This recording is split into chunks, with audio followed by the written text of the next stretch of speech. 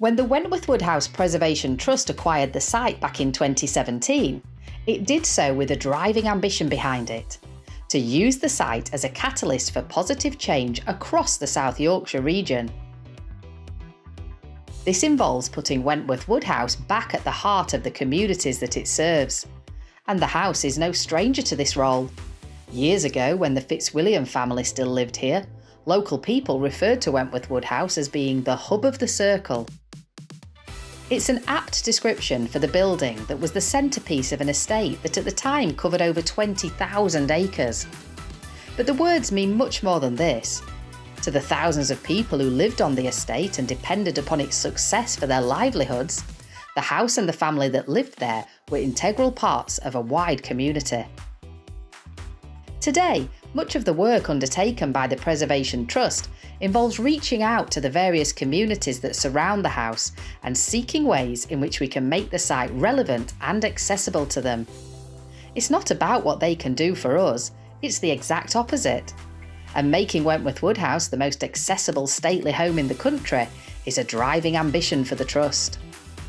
Hi, my name's Chris, and you may have seen me and my wheels on your screens before. I first came across Wentworth Woodhouse in 2019 when I was part of a youth group that wrote a piece of music for the grand opening of the Fitzwilliam family chapel.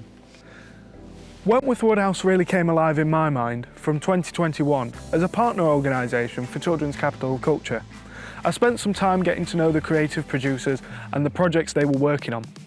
Since then, I've slowly been learning the history of the house, and in 2022 I joined the digital team. I want to be involved in the house, its history, its restoration, and become part of its story. But for me and my wheels, that can be tricky. Wentworth Woodhouse was never built to be a visitor attraction. It was a family home and was built at a time when accessibility as we understand it today wasn't even considered. Many amenities such as a large cafe, social spaces and plentiful restrooms are missing. And then there are the staircases. There are lots and lots of stairs. One thing I've not experienced is coming through that marvellous front door and being greeted by the wonderful pillared hall and its statues. I go this way, around the side, past the ladies' toilets and the cafe. It's a very different visitor experience for me. When the RHS show came to Wentworth Woodhouse in July 2025, a temporary lift was installed by the oak staircase. And after the show, the Trust agreed to rent the lift for the rest of the year, so I can now go to the first 4 rooms without having to battle the stairs.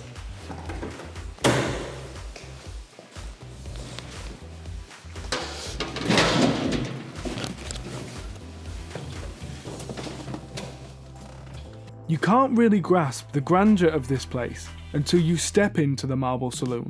I've seen it in pictures, videos, films, and I still can't help but look round every time I come in. Nothing prepares you for this Everest of Georgian architecture and the scale of this room. It's an important challenge for the Trust. Wentworth Woodhouse and its stables are both Grade 1 listed buildings. Nothing on the site was built with a view to it being used by tens of thousands of people every year, let alone visitors with differing needs. It's important that we consider and respond to the needs of visitors who have mobility, visual or hearing impairments or other special needs. We want every visitor to have a rich and hugely enjoyable experience when they come here. Where the Trust has had funds to regenerate parts of the site, like here at the Camellia House, the situation is very different. There's accessible parking just outside the main entrance, level access into the building, an accessible toilet inside, and there's even a changing places toilet for visitors with more complex needs.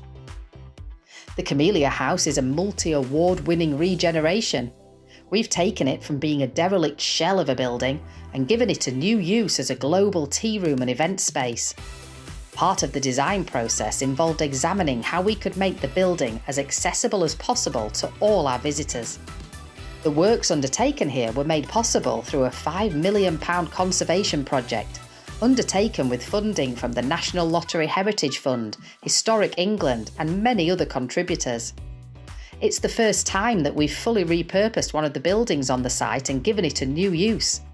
Our strategy to provide a sustainable future for the whole site will involve many more instances of taking old buildings and reimagining them for a new life to secure the financial viability of Wentworth Woodhouse as a whole.